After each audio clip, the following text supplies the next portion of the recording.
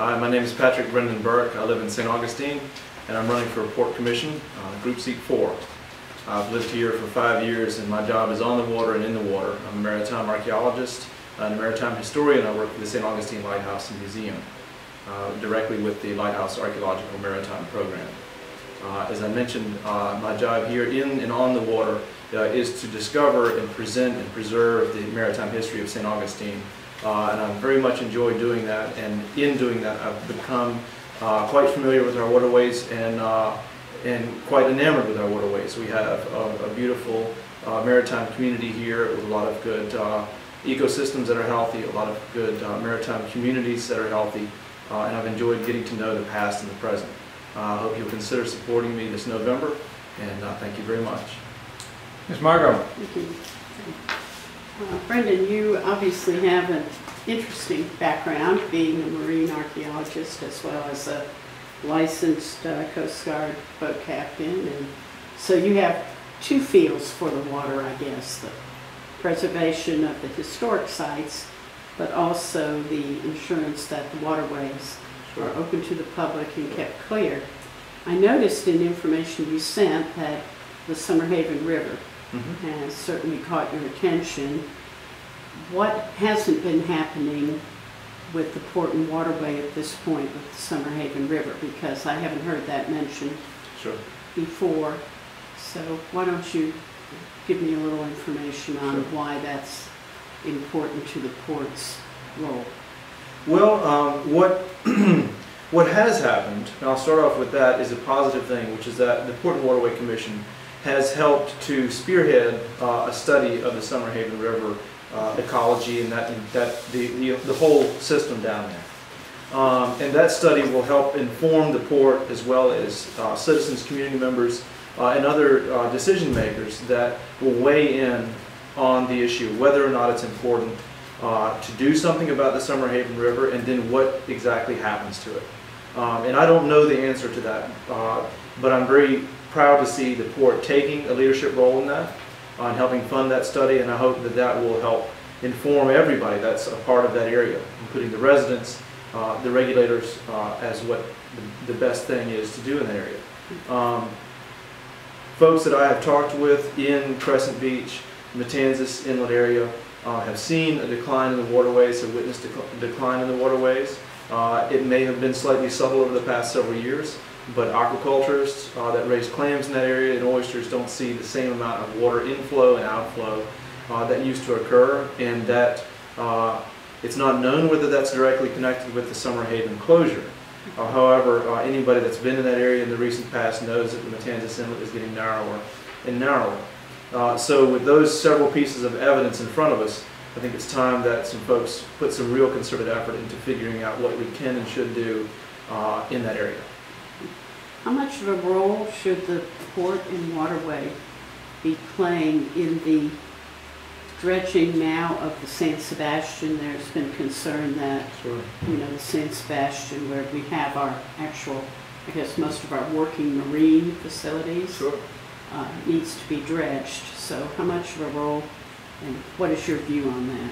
I think a leadership role is the place for the port to be, as well as a financial role. And that's what the port has committed to in the upcoming dredging efforts that have been scheduled. As we all know, the San Sebastian River has been vital to St. Augustine's history for almost 4.5 centuries. In the past century in particular, it has become a commercial and working waterway that we have to maintain. I don't believe that we have a choice in that, and so it falls into many laps, but the port and waterway certainly as a leading figure in that. So I'm happy to see that and encourage continued support. Do you think we've been remiss on that waterway? I do not. Okay. I travel that waterway on a somewhat frequent basis, and in the past month I've side scanned sonared all of the navigable waterway from the King Street Bridge to the mouth of the river. There are shoal spots, there are shallow spots. While I was there, the Coast Guard actually replaced an aid to navigation there, so that those shoals are in many ways being maintained fairly well. Folks that work on that waterway tend to know it fairly well, the commercial fishermen that travel to the commercial docks over at Marine Supply. The only hazard to that area would be transient folks, which is a pretty large crowd that go to the marinas on the river and have their boats serviced at St. Augustine Marine Center and others. But I don't think that we've been remiss in that. It's just time. It's just time. Well, while we're talking about derelict boats, one of their roles, Port's role, has been to work with the city Sure. on the removal of the derelict boats, and of course the mooring fields have been established.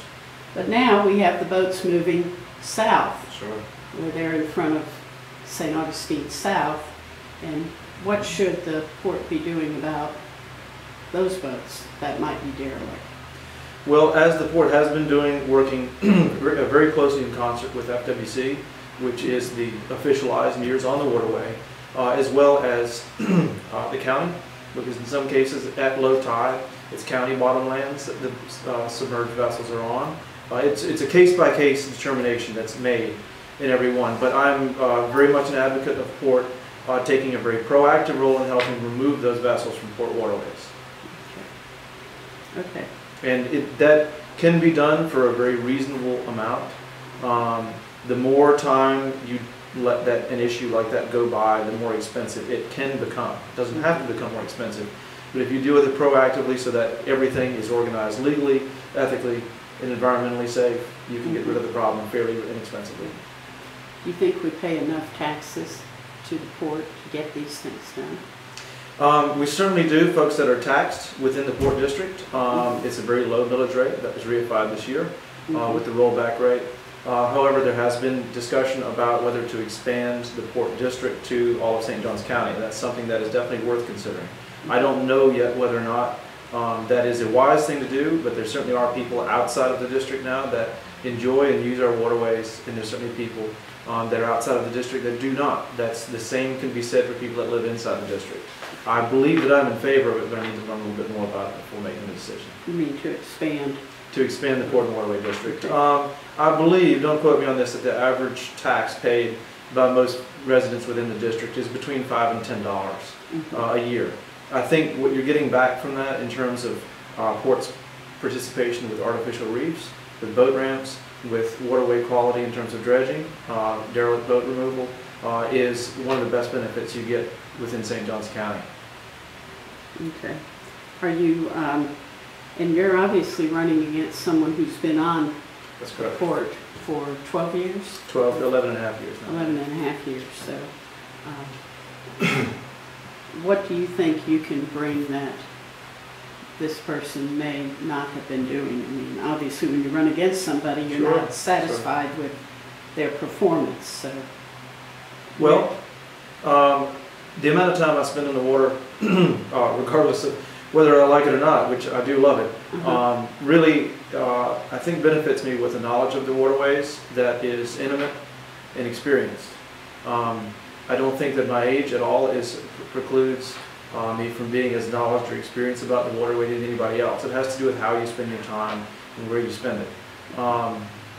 In bringing the past to the present, we have to, at LAMP, be able to get to the archaeology in a safe manner. We want to dive in clean waters. We want to enjoy a pristine port.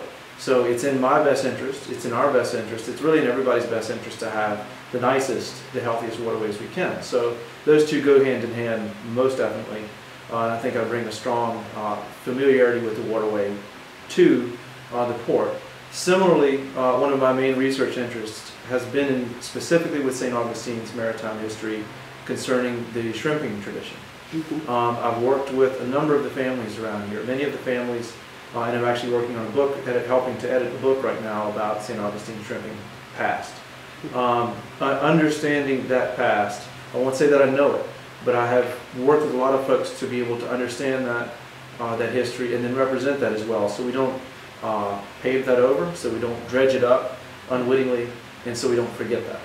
Do you think that's a role on the port that is not really been advocated at this point, the maritime history and the heritage and the archaeology of what's under the water? It has to a certain degree, but I think that in speaking of me versus my opponent, that I bring more of that to the table than he does. Okay. Yeah, let me follow up on that, because Sure. in your statement you say it's time for a new voice on the commission, and that one that better represents the constituency. So I'm going to reword that just a little bit and say, how do you believe that that the constituency is not currently being served, or how would you see yourself improving upon that?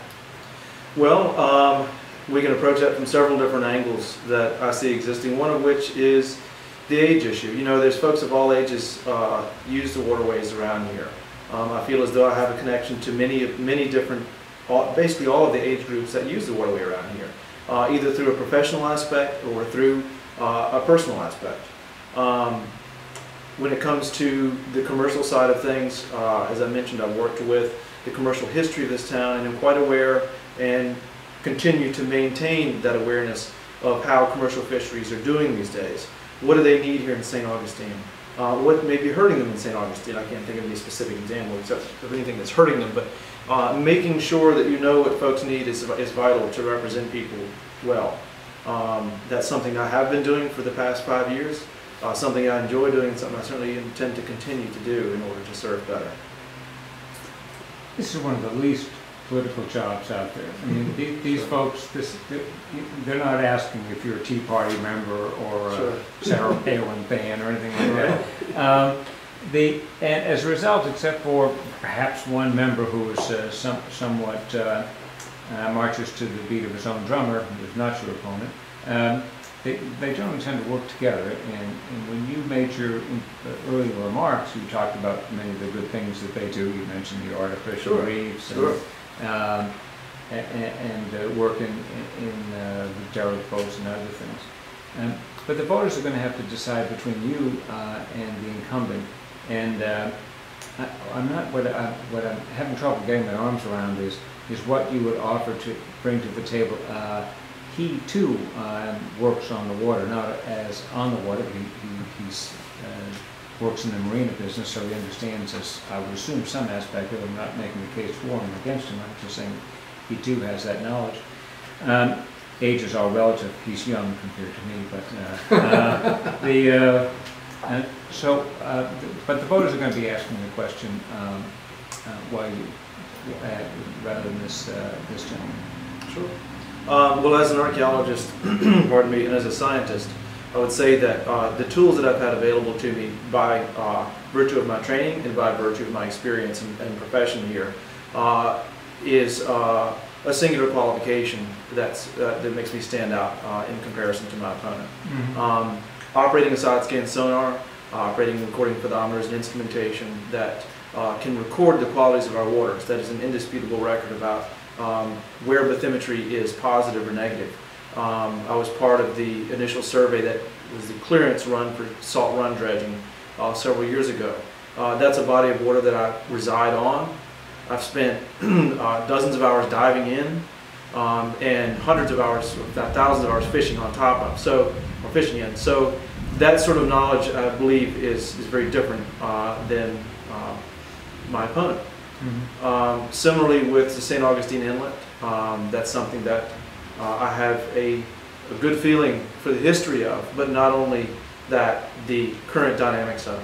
There have been 2 reports that I'm aware of that have been studied, that have been published, that are studies of the St. Augustine Inlet, a controversial inlet, and there are many opinions on how it acts and interacts, but I've made myself aware of these publications and have worked with the Corps of Engineers, worked with Florida Inland Navigation District, worked with all of the different partners on the inside and the outside of the inlet to figure out how it is, the true character of our inlet, what it wants to do, what we want it to do, and how to try to best make the two meet so that we're not wasting money, we're not wasting time and breath as well.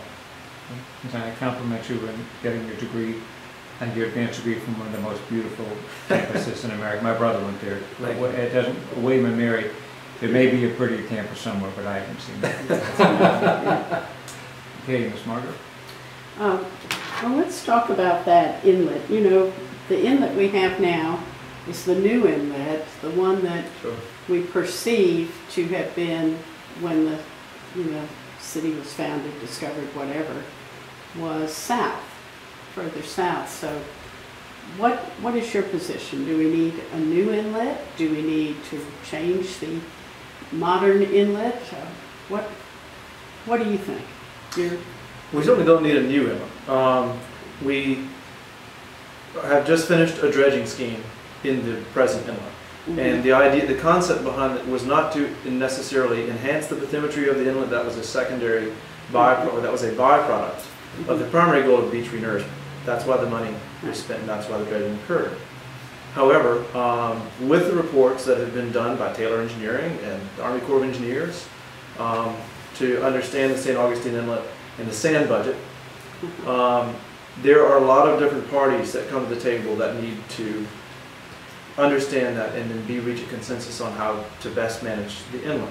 Something that the board is considering is updating the inlet management plan, something that I think I'm a strong advocate of, and something that should be a continual process because sands don't stop shifting. And every time we do something there, sands will shift in a new or varied way that we need to understand how that's going so we don't waste time and money. I transit the inlet about 180 times a year on average. Mostly during the summer, but I try to maintain that knowledge through the winter at least a couple times a month. And watching the photometer and making sure that I understand or try to understand where the shoals are and what the shoals are doing, where the marks are and where they should be versus where they are, and many times they are where they need to be. You know, our inlet is, like many inlets on the East Coast, a tricky one. However, it's not an impossible one. The Coast Guard doesn't comment on it on any of their charts in terms of bathymetry. They advise to seek local knowledge. The Port and Waterway should be that local knowledge. CETO, many other groups can provide safe pilotage.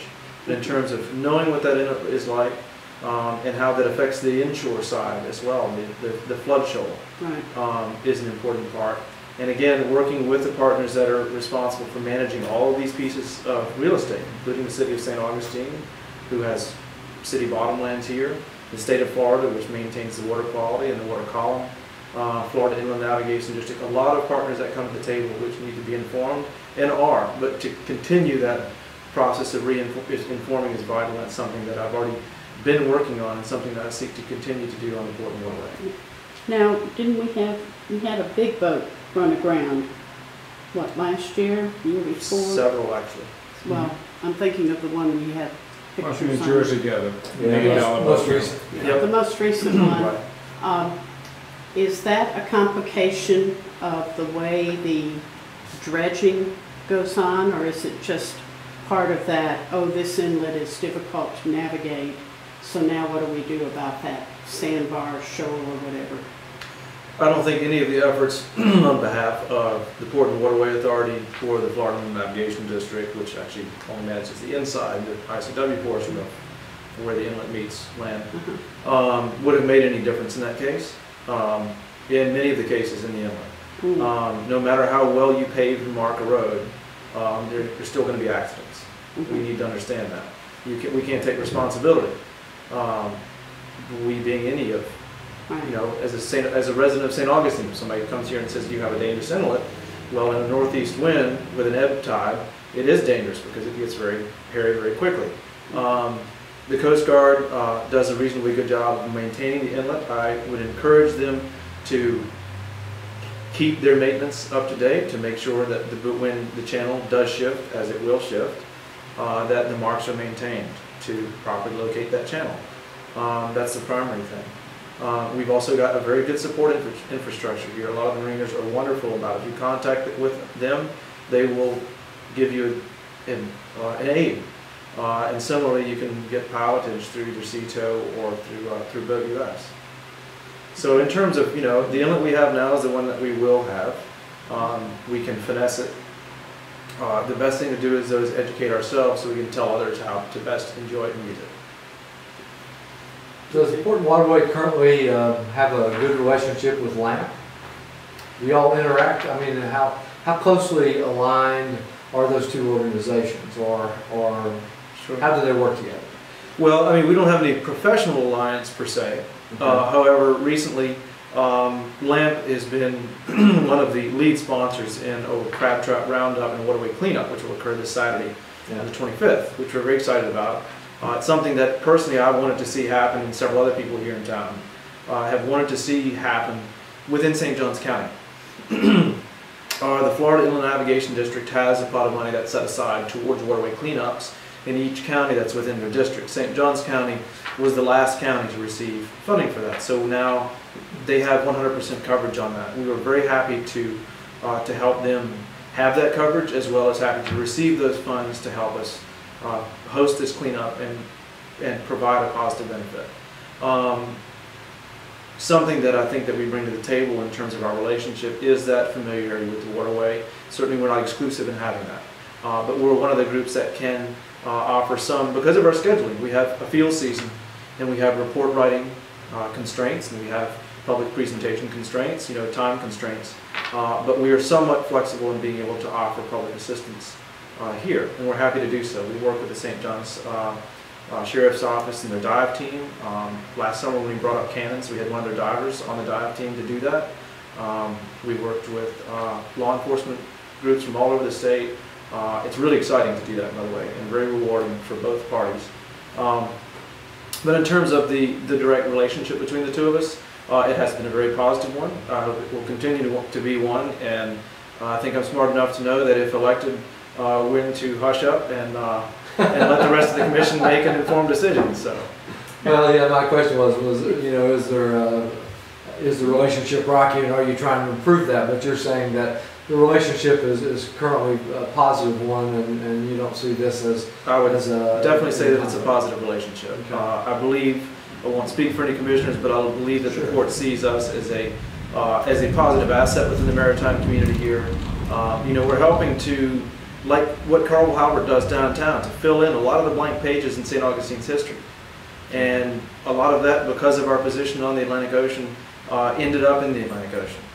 So helping to put that back into place is an exciting part and a rewarding part. I think a lot of folks around here understand that.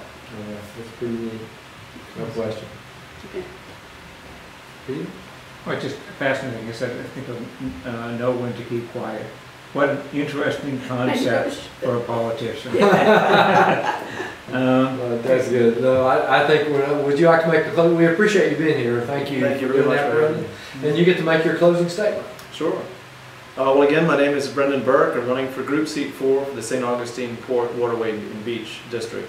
Could use your support this coming November, and I encourage you to visit with us the St. Augustine Lighthouse as well. I'd like to show you about the St. Augustine maritime history, our connection to the Atlantic Ocean, and to your town. Thank you very much.